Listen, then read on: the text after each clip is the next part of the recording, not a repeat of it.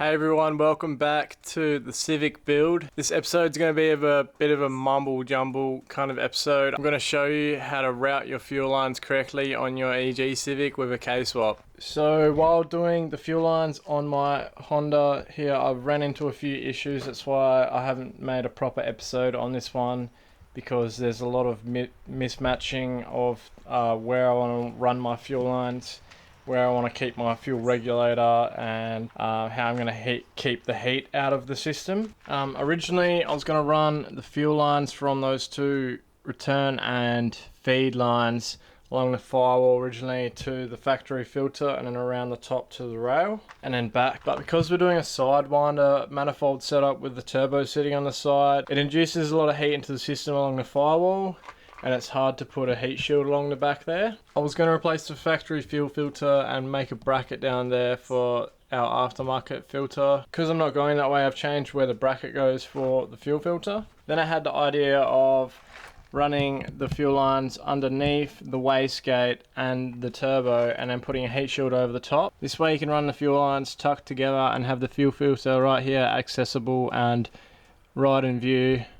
If it's down there, it's really hard to get to because of the turbo manifold. Also, this way you can watch for leaks, and it makes it a lot easier to actually change the fuel filter or clean it out when it's dirty. I'm using a Turbo Smart, I think it's a 10 micron filter. I've used these crush washer AN fittings to fit over the factory hard lines that I've cut down with a pipe cutter. It uses a brass compression ring, and it compresses the end of the line to make a seal.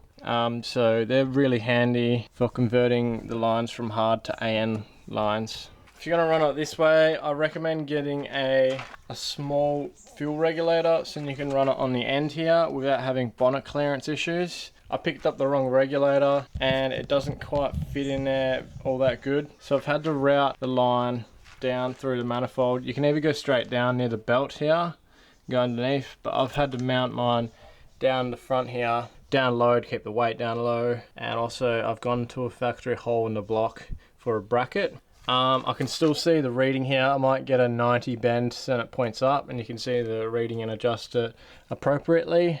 But also, if you have your fuel regulator closer to the rail, you get more accurate readings if you're going to make a high horsepower car. So I recommend doing that if you're going to run, I think it's over 500 horsepower.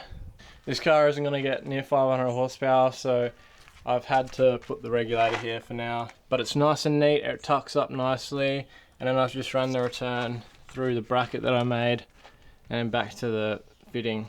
In my opinion, this is the best way to route your fuel lines, as it avoids the heat of the exhaust and the downpipe. Also, if you have any leaks, it's away from the exhaust manifold, so it's not going to catch on fire, and it's really easy to maintain and keep an eye on, and then you can have the filter here and replace that easy. So the rail setup I'm using is from Bull Boost. They do a lot of cheap Honda K series parts. I think they also do B series and H series parts. I picked up their kit for their fuel line and regulator. They do come with some AN lines, but all the AN lines I'm using today are not PTFE lines, so they're not rated for E85. They're just rated for pump gas, I believe. I might choose to change the AN lines in the future to PTFE, because they're a lot more durable, but they're also more expensive. That's pretty much how I've done my fuel setup. I had to do these over a few hours because I had to think about how I was going to route everything. And if you guys are curious on how to make these AN lines, there's plenty of videos out on the internet. If you have any questions, I can even make a video on how to make these in the future for you guys. Sorry that this video wasn't your usual video on the K-Series build. I just had to run over this build real quick and show you guys how I did the fuel system correctly. If you have any questions, let me know down in the comment section. Make sure you like, comment and subscribe, and I'll see you guys in the next one. Cheers.